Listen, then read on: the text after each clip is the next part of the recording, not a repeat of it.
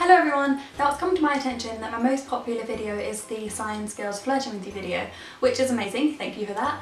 But I figured I'd kind of stick with the guys and girls theme and give you another video around that kind of, theme. So this is things guys do to turn girls off.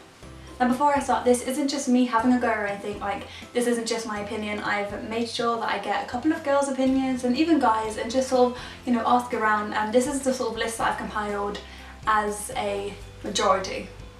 And number one is something that I've spoken about so much when it comes to guys, but it's vanity, cockiness, arrogance. I just can't deal with it. Like, it's just the biggest turn off for me. If a guy is cocky and arrogant, like, I can't deal with it. Confidence, I like. Confidence is completely different to arrogance. If you're confident, that's a good thing. You're safe. If you're cocky, not gonna happen.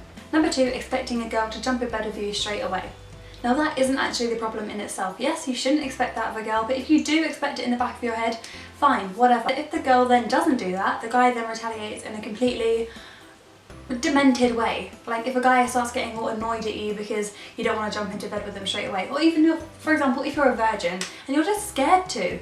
Like if a guy can't understand that, you shouldn't be with him. And even if you're not a virgin, if you just don't want to do it because you don't think it's right, you don't feel right, you don't want to, you're just not in the mood, it doesn't matter. Like if a guy can't understand that, then just don't waste your time with him. Number three is bitching about their ex. Now this is something I'm going to be quite careful with, because there's a difference between talking about your ex and then bitching about your ex.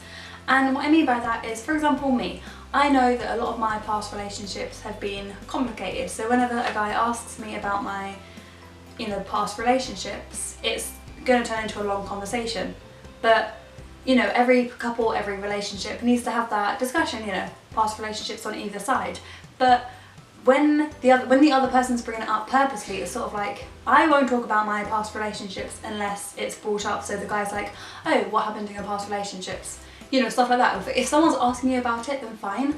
But I wouldn't purposely bring up the fact, oh, my last relationship ended because whatever. Like, you don't try not to talk about your exes, and then if you do, don't make it turn into a long conversation of you just bitching about them, because then it kind of makes you seem like the wrong person and makes you seem like you're just like moany, I guess. But I think that's for guys and girls, not necessarily just guys, but that is a huge turn off either way. I think I'm getting a rash.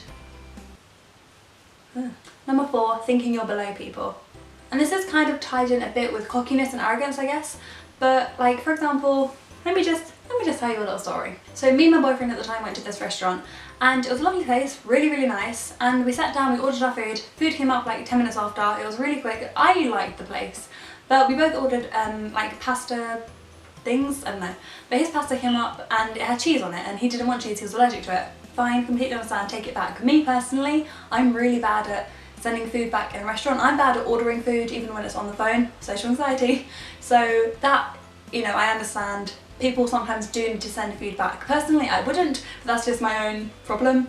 So yeah, okay, he was like, I'm gonna send it back. I was like, okay, do you know what, fine. Sometimes I'll get up and walk out the restaurant because I can't be around that. Honestly, it makes me feel so anxious and I feel so guilty. But I felt okay today, so I was like, okay. But then he just started yelling at this waiter in the restaurant and was just calling him so many horrible names. And I was just sort of like, what are you doing? Like, he made a mistake. And I guarantee it might not have even been the waiter's fault. It could have easily just been the chef assuming to put cheese on it when he wasn't supposed to.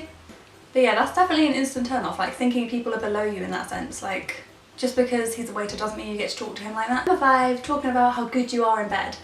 And the thing is, you can be bragging for hours on end. Even if you are amazing, that's not the point. Like, I mean, yeah, it's bad if you're bragging and you're actually awful, but if you're bragging about it, whether it's on a first date or like just seeing a girl, or you're even like in a relationship, it's annoying. Like, I've been with guys like it.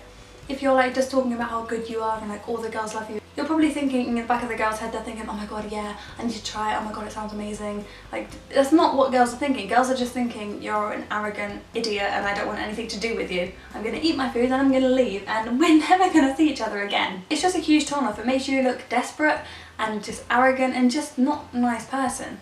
And lastly, number six, blunt replies. Now this can be on the phone, texting, in person, anything like that. But if we're like talking and it's sort of like, you're pressuring so hard to make a conversation. Like if the girl's trying so hard to make a conversation and the other guy isn't retaliating, obviously that's not going to be that's not a good thing. If there's one conversation that's one-sided, obviously the other person isn't going to be happy about the situation and they're not going to keep trying to pull out a conversation if it's not working. They might for a couple of days and think, you know, forget it, you don't actually care about this, you don't care about our relationship. They're going to think you don't care about them. Like, if you really cared about them, you'd be trying to talk to them and you're not. It's like you've been talking to someone, it's like, how was your day?